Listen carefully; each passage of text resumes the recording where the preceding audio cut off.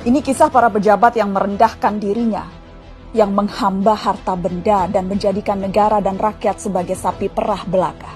Saat kita semua menahan diri untuk melakukan ini dan itu, yalah beberapa politikus dan pejabat kita malah tetap bernafsu untuk nodong sana-sini, ngutil sana-sini. Saat kita semua mencoba bertahan di tengah badai, jungkir balik melanjutkan hidup saat semuanya begitu sulit, para politikus dan pejabat juga tetap berakrobat dengan anggaran. Entah berapa ratus ribu orang yang sudah di PHK, yang usahanya bangkrut, yang penghasilannya merosot. Tapi itu tak mengurangi nafsu para pejabat rakus yang tidak punya harga diri. Menteri Kelautan dan Perikanan bersama beberapa staf khusus dan pejabat kementerian meminta cashback dari setiap benih lobster yang diekspor. Mereka memakai uangnya untuk berbelanja barang-barang mewah persis ketika kebanyakan dari kita sedang mati-matian bertahan memenuhi kebutuhan-kebutuhan pokok.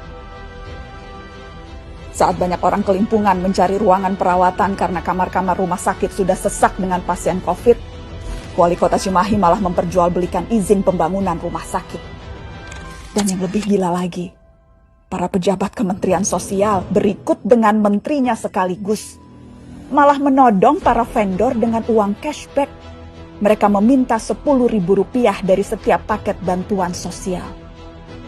Paket senilai Rp300.000 untuk meringankan beban hidup rakyat. Tega-teganya dipotong untuk dinikmati sendiri. Dan itu dilakukan oleh mereka yang disumpah untuk membantu rakyat bisa bernapas lebih mudah di tengah himpitan hidup. Inilah arti kebejatan yang sesungguhnya. Ampun ya Allah. Sejak awal, dana triliunan rupiah yang digelontorkan dalam bentuk bantuan sosial memang rentan diselewengkan. Sudah banyak yang memprediksi potensi ini.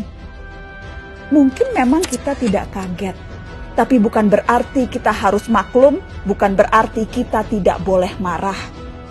Kasus-kasus korupsi di tengah pandemi membuktikan kompas moral para politikus dan pejabat kita memang sedang berada di titik terendah.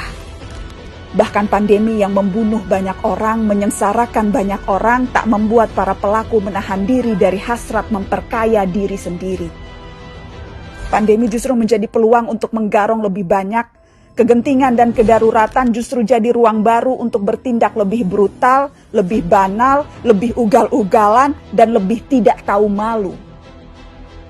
Publik, kita semua justru dibebani pekerjaan tambahan.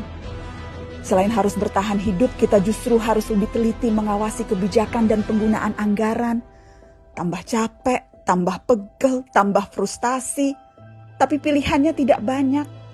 Semakin kita apatis, semakin senang mereka menggasak uang negara. Pandemi terbukti melahirkan kebiasaan-kebiasaan baru. Kecuali perilaku para politikus dan pejabat kita. Inilah kenyataannya, sudah sebegitu bangkrutnya moral mereka. Memang kita tidak kaget, tapi sangat wajar dan sangat pantas untuk kita marah.